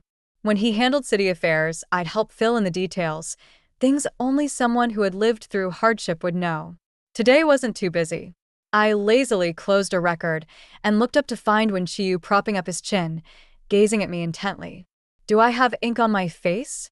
Wen Qiu chuckled, lowering his gaze. I just thought this moment feels like a dream. I'm afraid it'll shatter if I'm not careful, so I want to remember it well. He was so direct that I felt a bit flustered. I lowered my head and rolled the brush between my fingers. What's there to worry about? If only you had. I had wanted to say, been a good lord sooner, but remembering his difficult childhood and the manipulation he endured in his youth, my voice trailed off. When Qiu picked up where I left off. If only I had met Elise sooner. He placed his hand over mine, slowly curling his fingers until our hands were interlocked. He drew our hands to his chest, pressing them to his heart. Ali, I used to be reckless. never thinking about the future because I had no one in this world, no ties to anything. His voice was more serious than I'd ever heard. But now, I want to live a good life with you.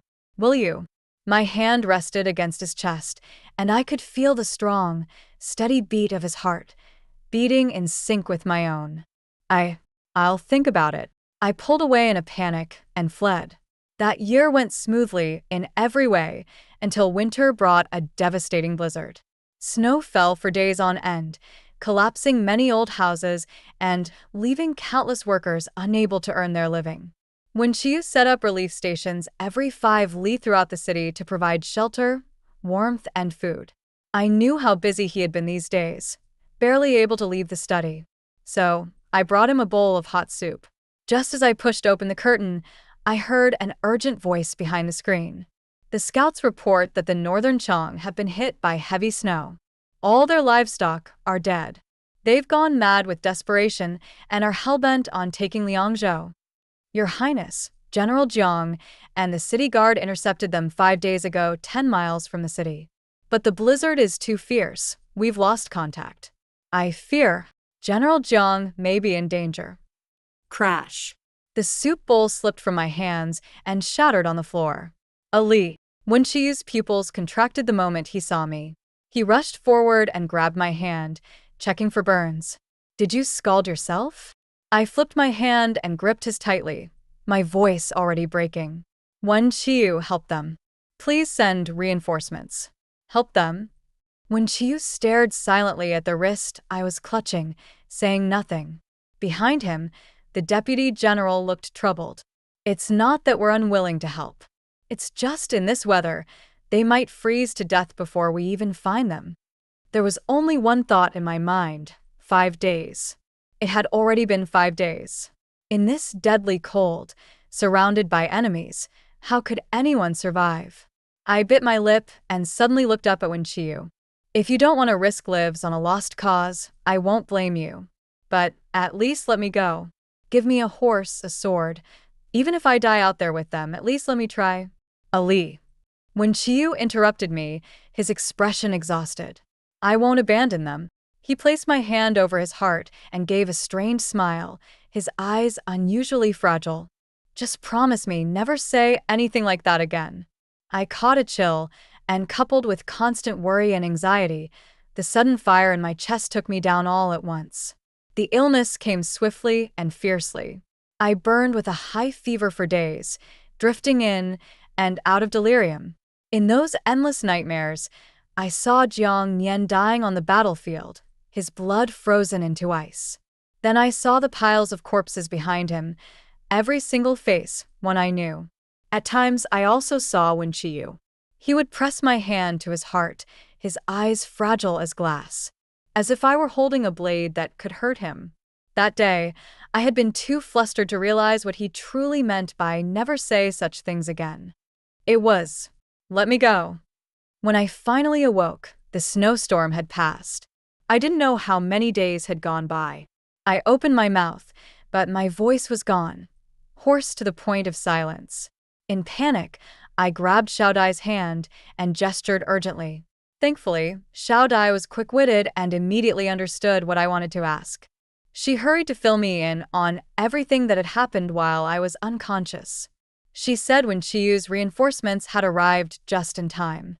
Jiang Nian's forces were reinvigorated and not only repelled the enemy, but chased them for dozens of miles, striking deep into the northern Chong's royal camp and forcing their king to dismount and beg for peace. After that battle, the northern Chong were left devastated and no longer dared set their sights on Liangzhou.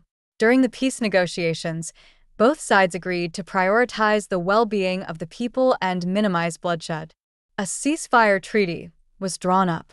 His Highness is still in talks over the treaty, Xiao Dai said softly. He's been watching over you every day. If he knew you'd woken up, he'd be overjoyed. I finally let go of the tension in my body, leaning against the bed frame and gazing into the distance. Outside the window, the wind was gentle and the sun warm. Peach branches were just starting to bud, tiny green shoots with a hint of yellow, swaying adorably in the breeze. The snowstorm was truly over. What a relief. I couldn't help but smile. After I recovered, I came to terms with many things, like Jiang Nian and Wen Qiyu. Yi and Ruo had been right. Clinging too tightly to a fleeting obsession and missing the truly important people in life, that would have been the real regret. If Jiang Nian had really died on that battlefield, how deeply would I have grieved? I wanted to see him again. I even wanted to bring a gift for Jiang Qingping. He was technically supposed to call me aunt after all. But as luck would have it, when Qiyu told me that Yi Yunruo's father had fallen gravely ill, she, being soft-hearted, wanted to return and care for him, and Jiang Nian went with her to the capital. They wouldn't be back for at least a year or two. And as for Wen Qiyu, I couldn't help smiling again as I thought of the way he'd rushed to my bedside, delighted, flustered, reaching out to touch me only to stop himself midair. I had no family to return to, and Jiang Nian had someone he loved. Maybe Wen Qiyu was my destined match? Looking back, I've truly been fortunate in this life. Jiang Nian cared for me in my youth, and later, by some twist of fate, I crossed paths with Wen Qiyu. Even that childhood dream, once too distant to reach, of seeing Liangzhou's people live in peace, had now become reality. Heaven had not treated me unkindly. I pressed my palms together, closed my eyes, and silently prayed. May these days of peace and happiness last for a long, long time. When Wen Qiyu signed the treaty with the Northern Chang, he proposed establishing a horse market and opening trade. The Northern Chang would sell their fine horses, cattle, and sheep to Liangzhou in exchange for grain and cloth, which Liangzhou would then sell across other regions for profit, far more lucrative than farming grain. Word was that Liangzhou was now more prosperous than ever, its people wealthy and thriving. I was itching to go out and see it for myself. But I had been sick off and on all year, coughing at the slightest breeze. When Qiyu refused to let me leave the house, I pouted. If I don't go outside soon, I'll get sick from being locked up in here. Unmoved, Wen Qiyu blew on a spoonful of bitter medicine and held it to my lips. Drink your medicine properly. I don't want it. Be good. You'll get better if you drink it. I've been drinking this stuff forever, and I'm still not better. I'm not drinking it. He set the porcelain bowl down and stared at me. Really not drinking? I huffed and pushed the bowl away in defiance. Wen Qiyu raised an eyebrow, then nodded. In that case, he took a sip of the medicine himself, then cupped my chin and leaned in, as if to feed it to me mouth to mouth. I'll drink it. I'll drink it. I pushed him away in a panic and down the bowl in one go, my face contorting from the bitterness. Wen Qiyu didn't seem to mind the taste. He swallowed the medicine and then shook his head regretfully. Tisk, missed my chance. Seeing me glowering, he stopped teasing and softened his voice to coax me. Take your medicine like a good girl. Lantern Festival is coming soon. Once you're well, I'll take you out for a stroll. How about that? On the night of the Lantern Festival, I didn't tell Wen Qiyu. I snuck out with Xiao Dai. The moon hung low above the willows, and the lantern market was as bright as daylight. The streets were lined with exquisite lanterns, large and small. Having been cooped up for so long, everything felt new and exciting. I wandered from stall to stall, wide-eyed with curiosity. I even noticed many travelers who had come from afar to join the festivities, including some Northern Chang people. It really seemed like the peace agreement had taken hold. Xiao di luoket onesi. Miss, we should go back soon, or His Highness will be angry. I reassured her. We'll head back in a moment. Don't worry, I won't let him punish you. Xiao Dai looked like she wanted to say more, but held her tongue. When the dazzling offering lanterns were brought out, the crowd roared again. That was what I'd been waiting for. I squeezed my way into the throng and managed to get a peace talisman. All right, let's go back, I said. Xiao di luoket relieft. Good, that's good. Once we reached a quieter side alley, I lifted the talisman to the light and flicked it with my finger, unable to help but laugh. It was just a small copper coin strung on red thread, nothing special. There's an old lantern festival tradition in Liangzhou. A girl would offer a lantern and pray for peace on behalf of the one she loved. Wen Qiyu had dropped more than a few hints about it lately. Sigh, I thought. Since he's been thinking about it so much, I might as well give him one. I tucked the talisman carefully into my pouch. Just then, someone bumped into me. I nearly fell, and the peace talisman slipped from my hand to the ground. To make things worse, that person even yelled at me. "Are you blind? How dare you get in our young master's way?" That strange accent, it was a northern Chong man. He looked like a servant, and behind him stood a youth dressed in ornate robes. Beside him was someone hunched over in slave's garb, tortured beyond recognition. I frowned. Even if we were now at peace, I couldn't help the instinctive disgust that ran in my blood after years of battling northern Chong raiders, especially when they behaved so arrogantly and without manners. I didn't even move. "You're the one who ran into me," I said coldly. "Besides, this is Liangzhou. A bunch of defeated dogs like you don't get a shout at people here." The sharp-faced young lord behind him burst out laughing. "Ha ha ha ha, and who exactly are you calling defeated dogs?" Xiao Dai tugged at my sleeve nervously. "Miss, please, let's just go. We can talk about this later." I brushed her hand aside and stepped forward. "I meant exactly what I said. You signed a truce only after Jiang Yan beat you to a pulp. What are you trying to prove now?" The young lord laughed even harder and exchanged looks with the servant. If I hadn't snuck away from father to have some fun, I'd never have known how hilarious you Liangzhou people are. "Is this how you lie to yourselves?" I froze, unease creeping into my chest. "What do you mean?" Xiao Dai was nearly in tears, pulling hard at my arm. "Miss, please. Let's go." The youth smirked with pride. The truce was signed, but it was the result of a deal between my father and the Prince of Yen. As for Jiang Yan, he and all his men were handed over to us to be slaughtered. "What kind of victory are you talking about?" Ha ha ha. It felt like something exploded in my skull, boom, and all the blood in my body turned to ice. "Liar. You're lying. Don't believe me?" He kicked the slave beside him. "Look, this guy was one of Jiang Yan's lieutenants, wasn't he? My father gave him to me as a reward. Ask him yourself." The man slowly lifted his head, revealing a face smeared with dirt and despair, as if his soul had already left his body.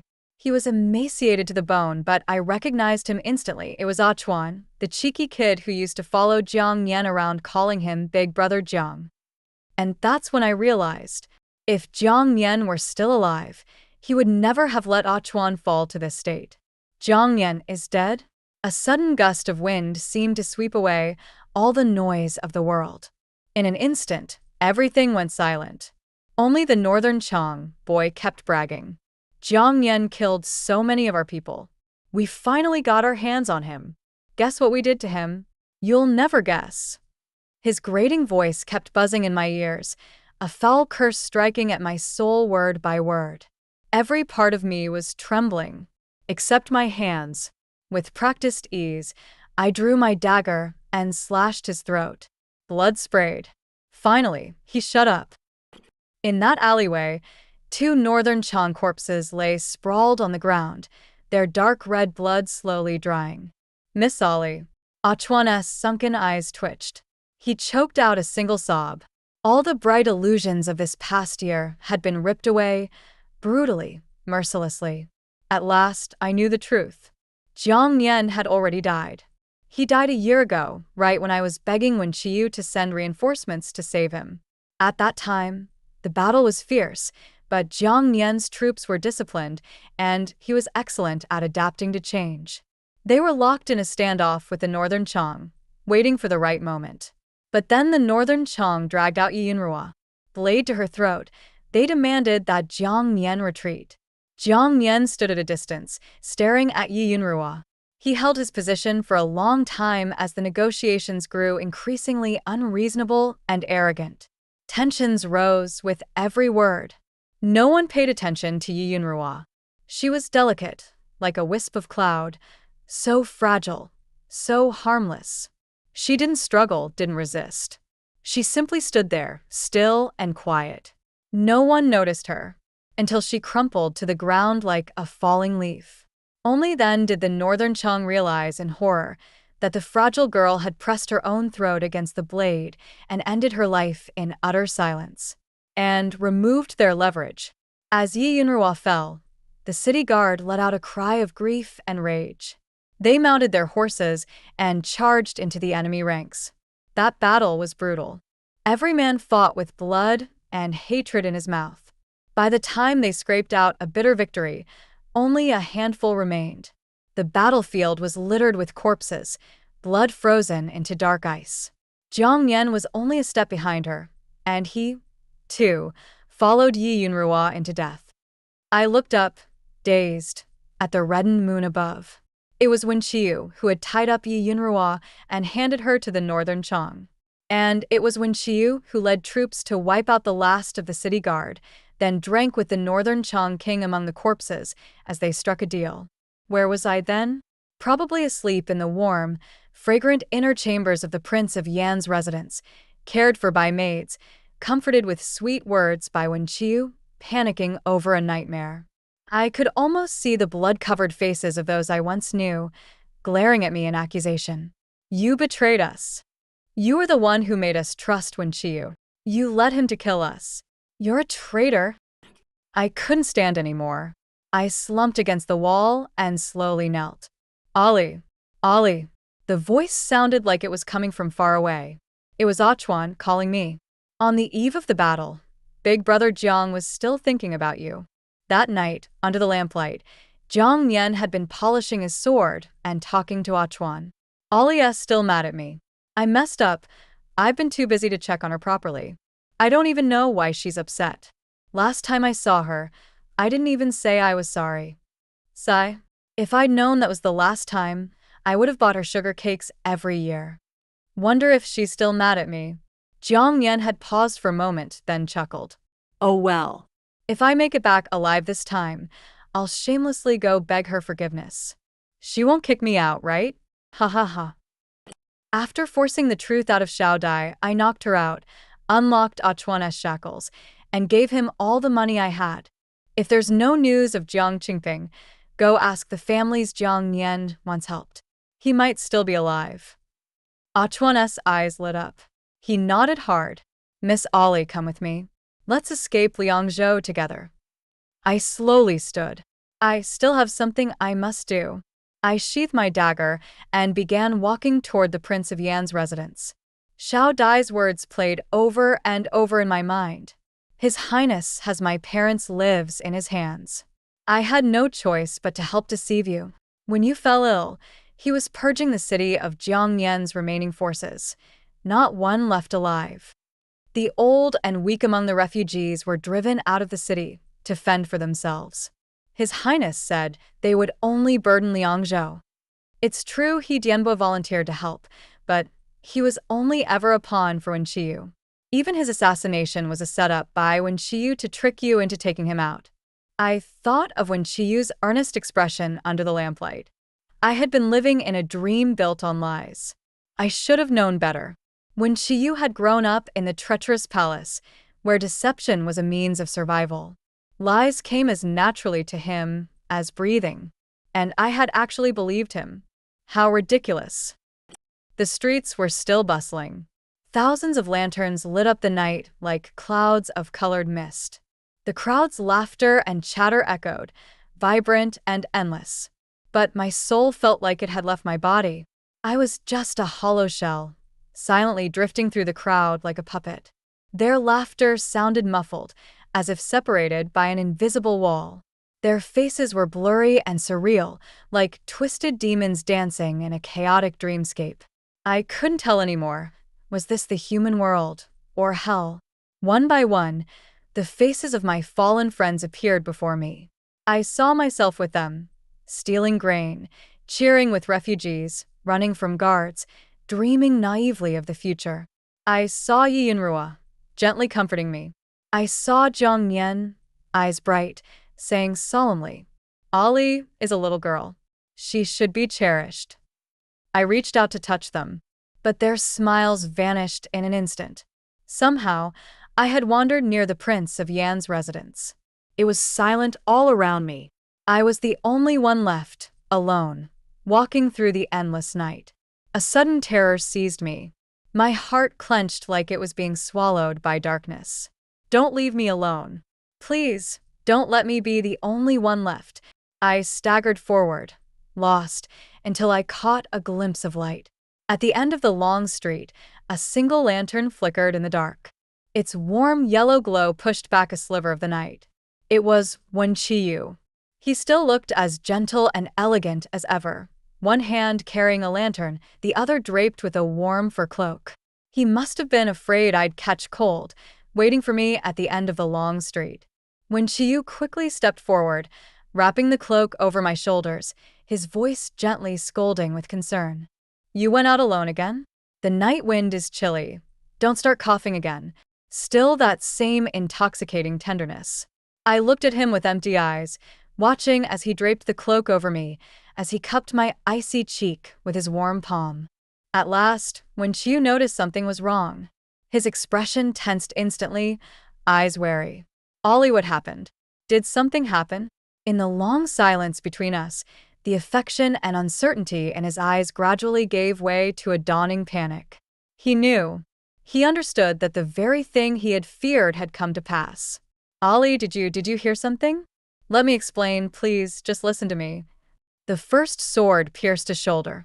Wen Qiyu lowered his head, staring at the blood flowing from the wound, surprise flickering across his face. The second sword struck, and he suddenly looked up.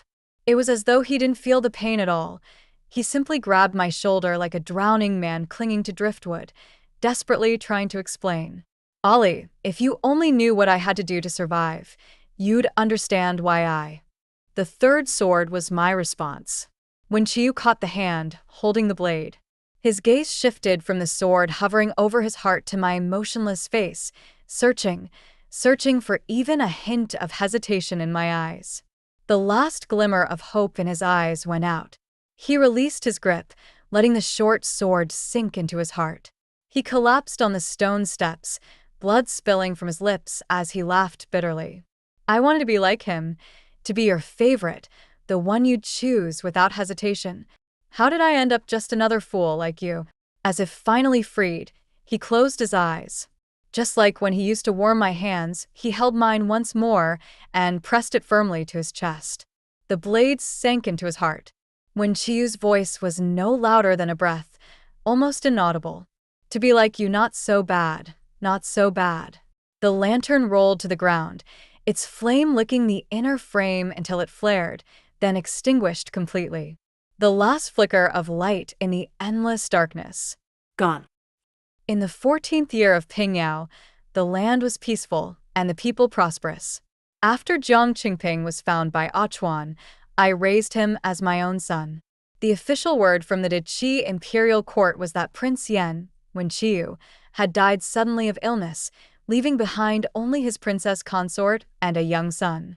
But in Liangzhou, the whispers told a different story, that the boy was the bloodline of General Jiang. It didn't really matter which version was true. Jiang Qingping inherited Jiang Yan's courage and integrity, as well as Yi Yunruo's quiet strength. He governed Liangzhou with great praise, so much so that families from surrounding cities flocked to settle there. His territory grew larger with each passing year. Meanwhile, the decaying Deqi dynasty was teetering on the edge, corruption rampant, the people barely surviving. In the 17th year of Pingyao, the young city lord who had long kept a low profile finally made his move. His father, Jiang Nian, was a legendary hero among the people, and now his son rallied thousands with a single call. Like a spark igniting a prairie fire, he swept through the land. The old dynasty crumbled overnight. And at last, the world was clear and just. Dew gave way to frost, the years slipped by. I no longer knew how many seasons had passed. Jiang Qingping was now married with 2 children. My hair had turned silver at the temples. My youngest granddaughter, Qingyuan, had just turned 3. At her most mischievous age, she tugged at my hand, insisting I accompany her to the pavilion to see the red-tailed birds. I looked out across the land. Vermilion palace walls stood tall and solemn. The sky was a brilliant, endless blue. The height made me a little dizzy. I squinted, and reached to steady myself against something. But there was nothing. I stared blankly at my aging hand suspended in the air. Open. Close. Nothing familiar left to grasp. For a moment, I lost my bearings. When I returned to myself, Qing Yuan was humming a nursery rhyme beside me, her voice carefree and innocent. Big round moon, second round moon. Brother wakes to weave bamboo soon. Sister rises to stitch and sew. Grandma steams the rice so slow. Sticky rice with sweet, sweet steam. Gongs and drums to greet little Qing. Baby, baby, do not cry. Tomorrow rice buns pile sky high. Peaceful years, a calm, kind world. No one starves and rice is curled. She would probably never know this song was once sung from the depths of despair. I lowered my gaze. And that was enough. There is nothing else to wish for. End of main story. One Chiyu's side story. Her name was Shuang Luo. In the bleakness of my life, she was the seed of light that found its way through a crack. From the time I could remember, people never stopped telling me that my mother's lowly status had sullied the royal family's reputation. So we were cast into the cold palace, broken beds, tattered blankets. The servants mocked and trampled on us with cold glares and harsher words. They said we were already lucky to be alive. I didn't mind as long as I could stay with my mother. We tried our best to be invisible in that corner of the palace, hoping to be forgotten. So long as we were together, we only wished for a quiet life. During the Lantern Festival banquet, Father decided to celebrate with the ministers and summon the nobility to enjoy the fireworks, including me, for once. I watched the merriment from a corner with cold eyes. The seventh prince, annoyed by the sight of me, poured wine all over me. Consort Liang asked who had let me out and ordered me back to the cold palace, threatening to punish my mother as well.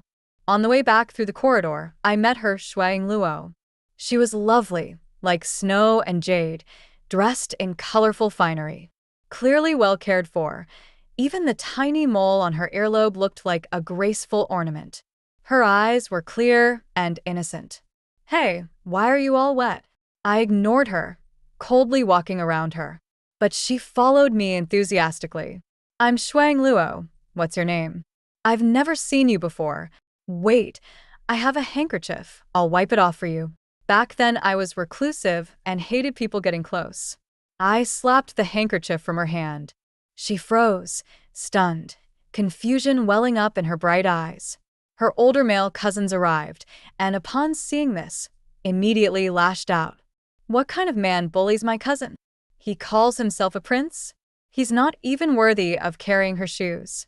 Just like his mother. With that face, better off as a brothel boy. Maybe he already is one. How else could he survive, huh? Heard Prime Minister Zhao's fond of the 14th prince. Shameless, just like his mother. They were just kids, parroting the vile things they overheard from adults.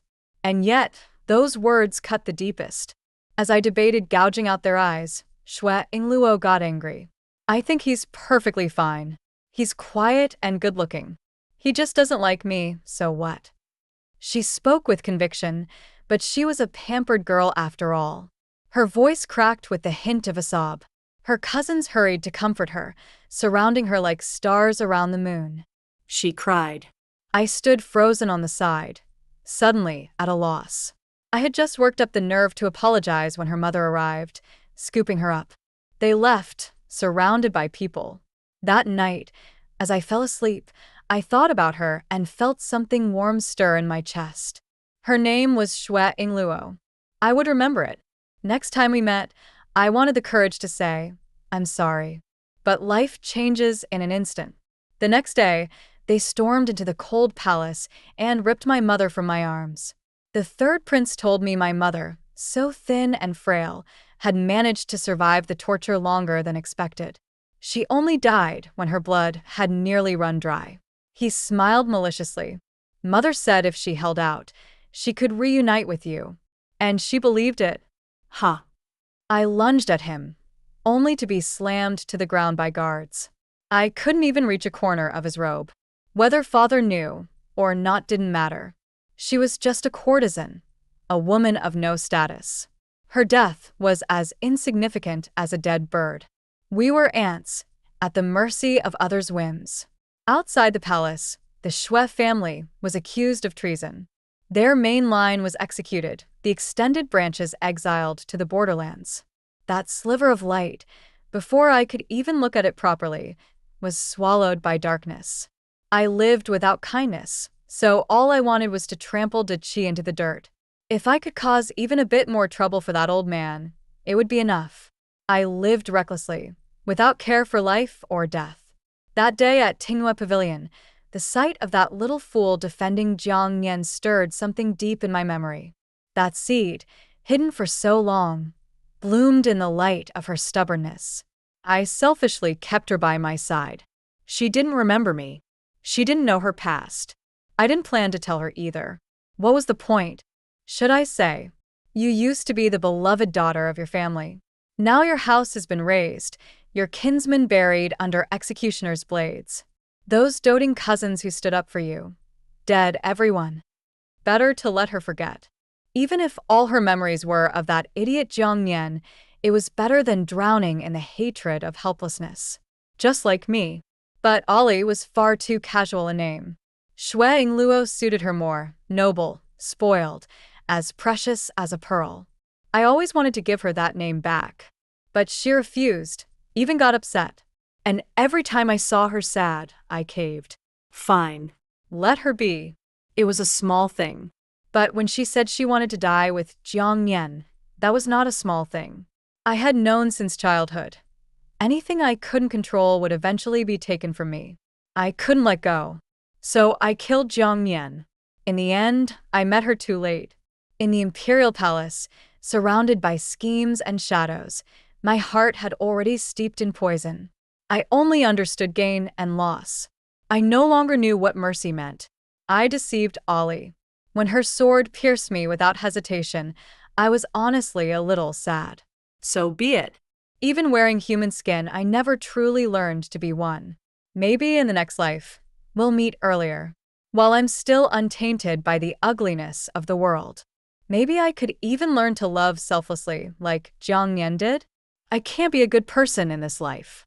But at the very least, I was able to love someone more than I loved myself. Just like her. That's good enough. It's good enough. The end.